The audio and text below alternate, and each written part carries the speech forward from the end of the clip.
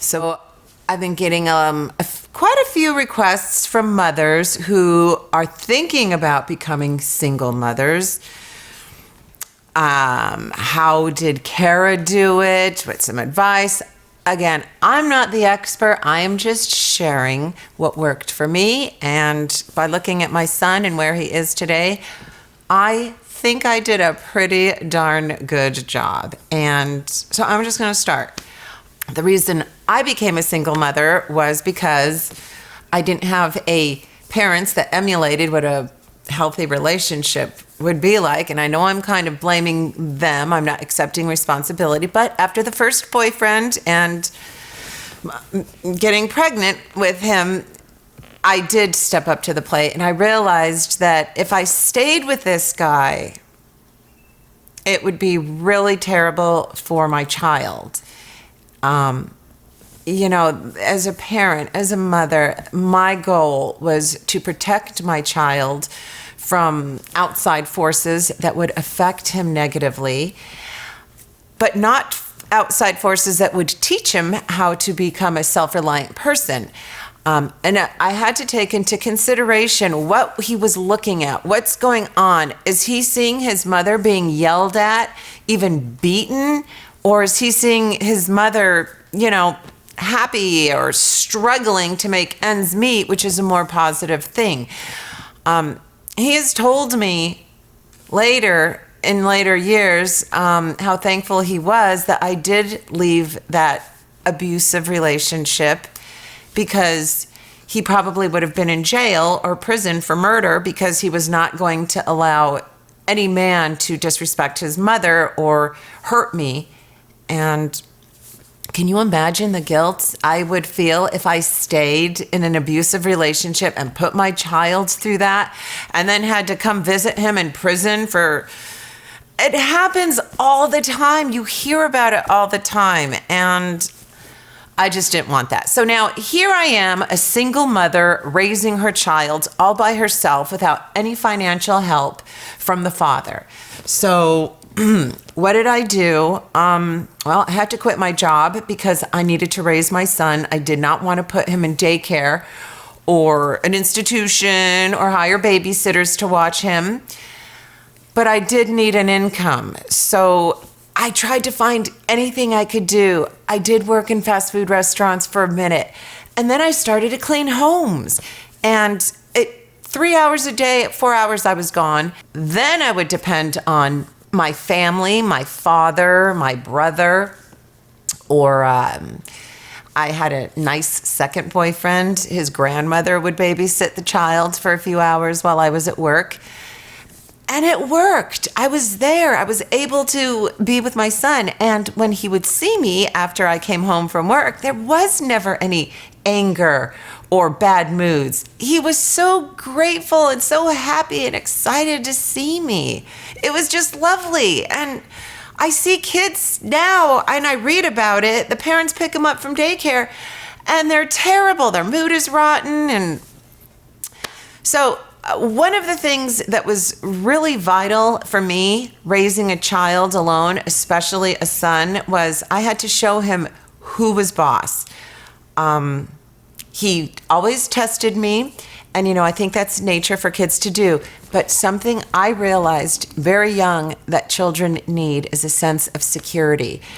And that security comes from the parent. And if the parent isn't a strong, secure parent that is able to say no in a rational manner without screaming or arguments, that's what the child needs to feel happy, safe, and secure. So I did instill that. I told him, look, the person who is in charge, the person who pays the bills, they are in charge. It doesn't matter who we are or how smart we are or how well we do in other areas of our life. We all can be pulled into arguments. Therefore, it is crucial that we learn ways to avoid those arguments. We need to think about what we're going to say and how well we say it in order to avoid an argument or just say nothing at all. The goal is to reinforce limits without screaming in arguments. And if you're just strong and calm, I can't stress calm enough, and maybe talk in one-word sentences or few-word sentences, you'll get a lot further than you will if you engage your child in arguing. It takes two people to argue. If you don't engage in that, there's no arguments, okay? Another thing that is really important is leading by example. My son watched me struggle, and I wasn't perfect. We did have arguments when he was 16, but I remembered, it was very few and far between, because I always tried to practice those one words, very calm, come at him in a calm way.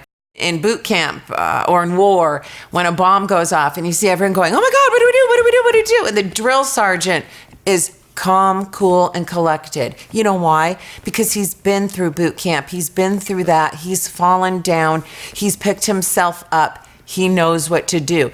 Therefore, you need to let your child fall. Let your child make mistakes. Don't spoon feed him.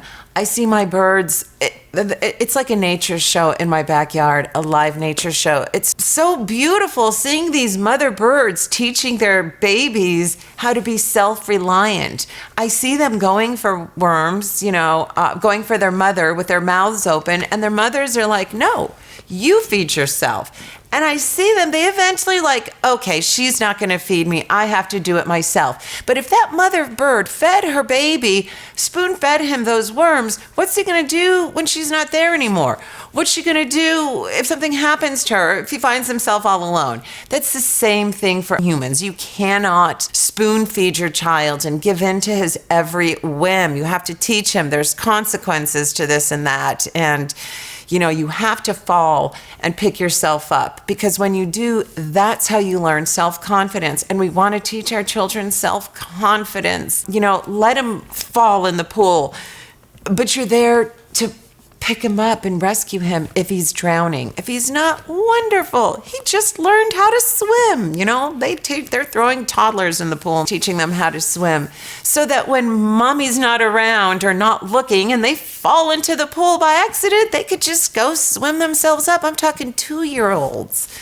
In that same sense, it's falling into financial problems. If you're always there to bail your child out of its financial straits, then how is he ever going to learn how to do it for himself? If my parents spoon-fed me everything, and then I'm all of a sudden 21, single mother with no help or nobody around, I would have been in a homeless shelter. I don't know what I would have done.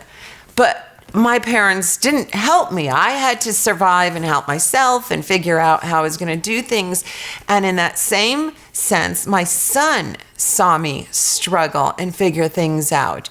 And now when I released the reins on him at 18, I saw him fall, and it broke my heart, but I saw him pull out, and that was the best feeling ever.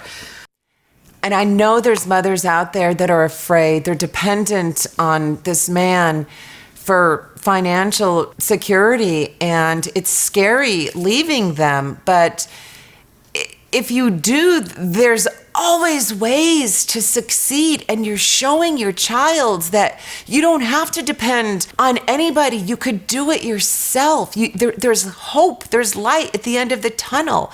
There is always a way. You have to be creative. There's so many resources out there now. Friends, family, resources with the internet. And your child is a sponge. They're watching you. They're seeing how this is. And when they see you pull out, they're like, wow, this is possible. And then when they fall into hardship when they're older, they're not afraid. They're like, yeah, I saw my mom do this. I can do this. I know it's scary. I was terrified. But you know what?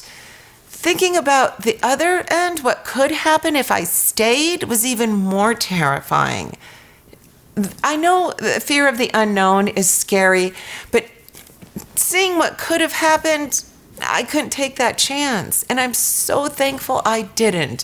Now, I want to read you a letter that my son wrote when he was 19. I don't remember the circumstances, but I cut and pasted it and I printed it out. And I said, put this in my casket during my funeral, because it's just the most beautiful thing a parent wants to read when they're older. Okay, so let me read this. Okay, my son wrote this when he was 19 or 20, and I'm going to share this with you. It is so pertinent. Growing up with just my mom was the most beautiful, fun thing in the world until I was 5. My earliest memories were of us playing and me being the center of love for my family and their friends, but especially my mom, the only one who really mattered to me.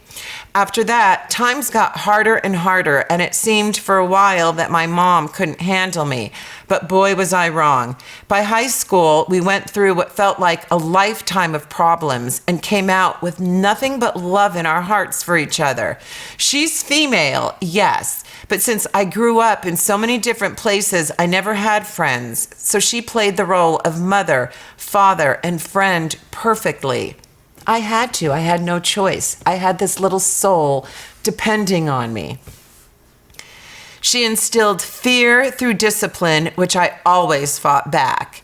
Most people would give out at a certain point, but my mother was a fighter and never backed down. She always growled louder than I did, and I respected that. See?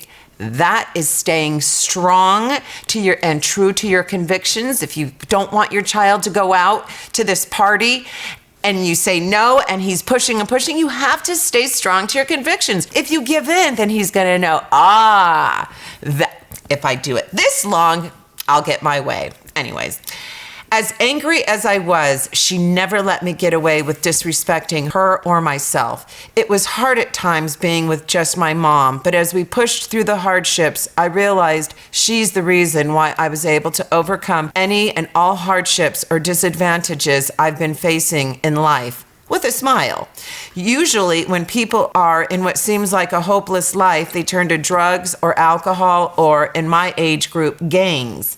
Instead, I watched my mom struggle putting money together so she could buy self-help books on how to be successful, think positive, and be a good parent. This broke my heart that she couldn't have a safe, secure, and normal life. She worried about what I would become. Yes, I always worried about what he would become, because it would break my heart to have given birth and mothered this child that is a homeless person in the streets or a drug addict. I would have committed suicide. So, yes, I always worried about what I would become, and I saw her trying everything she could to keep me from being an angry young man, while trying to keep herself from becoming a helpless young woman. Watching her suffer and pull herself up from the bottom over and over again was mind-boggling to me.